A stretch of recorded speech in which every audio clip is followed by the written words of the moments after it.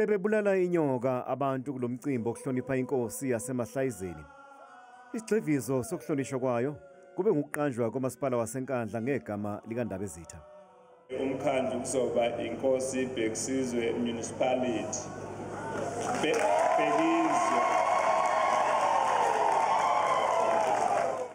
Inkosi yaseMahlayizeni iyilungu eliqavile leqembu i-IFP. Lo mcimbi ubuhanjelwe ngobuholo obunohlonze beqembu.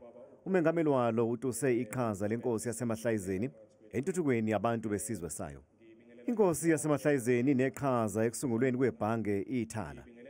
Ngiyafisa menziwa ukuba siqinisekise phambi kwakho nabantu besilo ukuthi impi esilwa nebhange ngodla elikhulu kuba iThala Bank iminyango iphinde ivulwe abantu bakithi bakwazi ukuthola imali yabo ayizukuthatha isikhathi eside singayinqobile.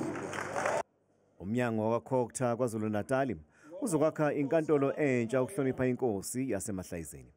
Le nkantolo esizoyakha Ndabezitha uCokta uzofika uzokwethula i-design ngoba i-design entsha esihlose ngayo ukuthi endaweni lapha amakhosi inkantolo zingekho kube yisibuko lapha eMahlayizeni ukuthi inkantolo yesizwe eyakhiwe uCokta into enjalo.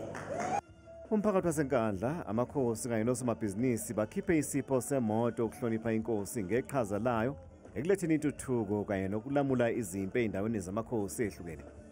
uNdabezitha usijabulele lesipho.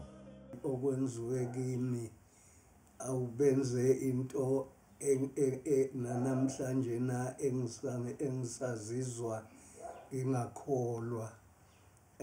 Bonke ababe nomnikelo ngithokoza kakhulu kubo. Inkosi yaseMahlayizeni isineminyaka engu-48 isesihlalweni sobukhosi.